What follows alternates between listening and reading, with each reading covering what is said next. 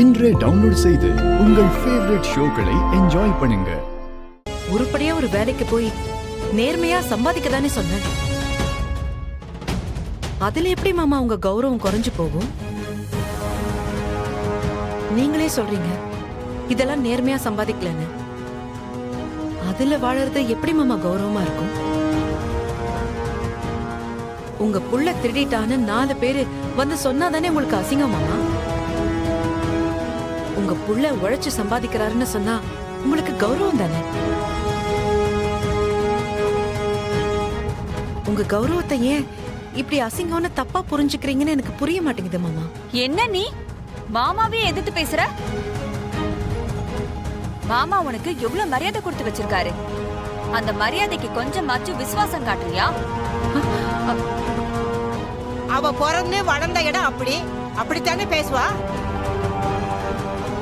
ஆரம்பத்துல இவ எதிர்த்து பேசும்போது இவ பேச்ச அடக்கி இருக்கணும்.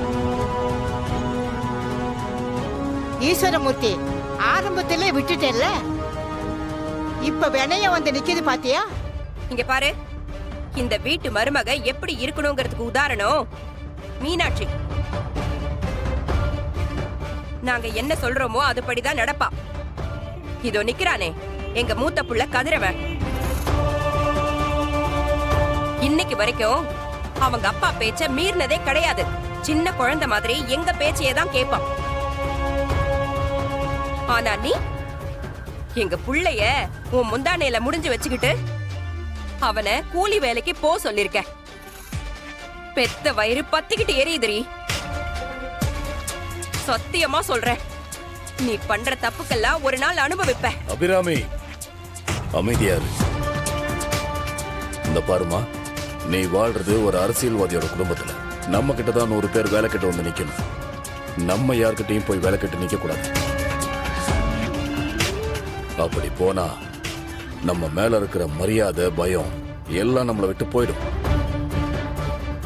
ஒரு அரசியல்வாதியோட மூச்சே அதுதான். அது இல்லைன்னா இங்க நாமெல்லாம் செல்லா காசாயிடுவோம். நாம மக்கள் கிட்ட இறங்கி போகணும்னா அது ஓட்டு கேட்கறதுக்காக மட்டும்தான் இருக்கும். நீ இந்த வீட்டுக்கு வந்ததுல இருந்து தினம் இந்த வீட்டு வாசல்ல எத்தனை பேர் உதவி கேட்டு வந்து நிக்கிறாங்க. எவ்வளவு பேருக்கு நான் வேலைக்கு சொல்லியிருக்கேன், பாத்துக்கிட்டு தானே இருக்கேன். அப்படி இருக்கும்போது என் புள்ள ஒரு இடத்துல போய் வேலை கேட்டா என்ன அர்த்தம்? என்னை பத்தி எல்லாரும் என்ன நினைப்பாங்க? அதுக்கப்புறம் அவங்கெல்லாம் எப்படி எங்கிட்ட உதவி கேட்டு வருவாங்க? ஒரு அரசியல்வாதி முன்னாடி உதவி கேட்க 10 பேர் இருக்கிற வரைக்கும் தான் அவன் கொடி பறக்கும். அது இல்லைன்னா அட்ரஸே இல்லாம போயிடும். இந்த பார், இதான் உனக்கு கடைசி வார்னிங்.